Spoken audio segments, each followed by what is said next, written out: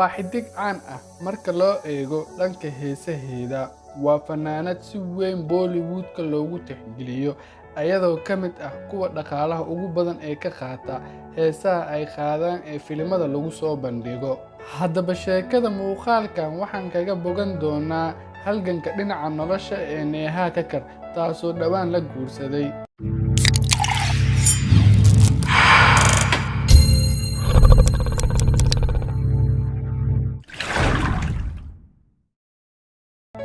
Neha Kakkar waa xidiga fanaaniinta kuwooda ugu caansan marka loo eego dhinaca warshada Bollywood-ka. Waxaa markasta oo laga hadlayo ay ka mid tahay xidigaha dhaqaalaha badan ka qaata marka ay filimada hees u qaadayaan. Neha Kakkar waqtiga xaadirkan dhaqaalaheedu wuxuu sii cagacageynayaa $5 milyan oo Mareykanka ah, balse ma ogtahay nolosheeda sida ay hadda tahay in aysan waa hore ahaan jirin. Heesaayada caalamiga ah ee Bollywood-ka ayaa soo martay nolol adag oo ay la soo halgantay, weliba maantana gaarsiisay heerka ay maanta joogto.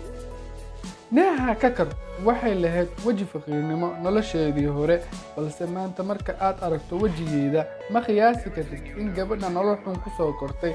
Taa marka laga soo tago, waxa ay guddoomiye ama garsoore ka tahay barnaamijka Zara Gama Champions, kaas oo ay sidoo kale la wadaagtay mugdigii iyo noloshii la yaabka lahayd ay soo martay. Fanaanada waxa ay caddeysay in aabaheedu ahaa mid iibin jiray sambuus, weliba uu ku iibin jiray iskuul ama college hortiisa, oo ay lahayd walaashiisa ka weyn Sonu Kakkar. Maxaa yeelay Sonu Kakkar iyo aabaha waxa ay wajaheen caqabado badan. Neha Kakkar aabaheedii waxa uu soo shaqeeyay si adag si 5 qof oo qoys ah ugu maareeyo noloshooda. Fanaanada waxa ay caddeysay oo kale guud ahaan qoyskooda in baahi darteed ay ugu soo guureen caasimadda Delhi si ay ugu noolaadaan. Imaatinka Delhi kadib, Neha, walaasha Sonu iyo walaalka Tony Kakkar waxay bilaabeen heesitaanka ay ku heesayaan Jagranis.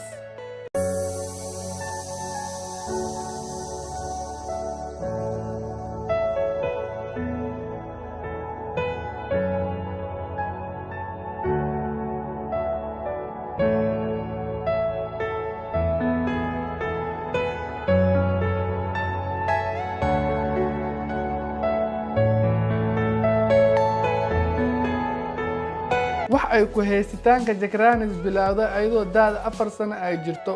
Waxa ay caddeysay in waqti u xadidnaa aysan jirin marka ay dib u eegto waqti kastana ay ahaan jirtay qof subixii heeska ay bilowdo ilaa gabalkii ugu dhici jiray.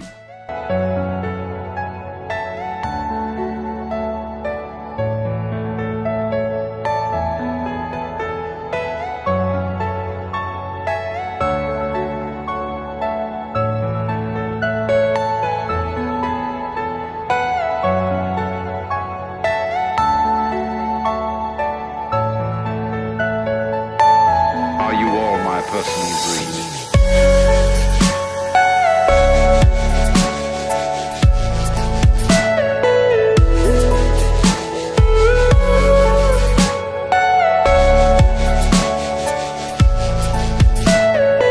Everything you know is in your mind. Heesaha ay wada jirtay waxa ay keentay in ay fursad ka hesho barnaamijka Indian Idol. Waxa ay bilowday in halkaas ay ka sameyso magic balaaran. Dadka durbadiiba waxa ay ogaadeen gabadha in ay leedahay cod la yaab leh. Kor ayay u sii kacday, waxayna ku guuleysatay qulubta garsoorayaasha barnaamijka. Waxa ayna ku heesi jirtay oo aad loogu xasuustaa Babaji Zara Jalow, heeskaas oo si weyn loogu qaatay barnaamijkaasi.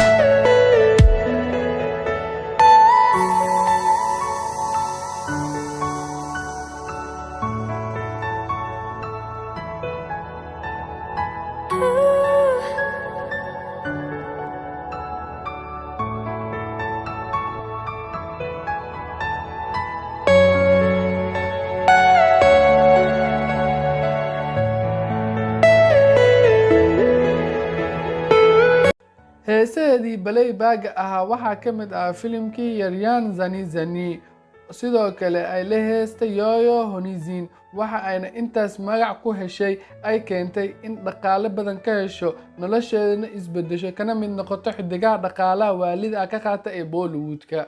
Neha Kakkar imika halkii hees waxay ku qaadataa lacag dhan 25 leg oo lacagta rubiska ah, waliba heeskaas lagu soo bandhigayo filimka, waxaana uu si dheer caanimo. Fanaanada ayaa cadeysay in ay soo martay noloshaasi adag. ogow markasta oo aad nolol adag soo marto waxaad ogaatay haddii aad isku taxalluujiso in aad guul gaarto waad gaari doontaa guushaas, sida gabadhaani oo kale. waxaan halkan kusoo gabagabeynaynaa barnaamijkii aan kaga hadlaynay Neha Kakkar. intaan ku kulmi doono barnaamij la mid ah, nabadgelyo. haddii aad channelka ku cusub tahay subscribe saar, haddii aad hore u joogtina like saar muuqaalkan. wixii fikrad iyo ira ahna qaybta commentiga nagu reeb.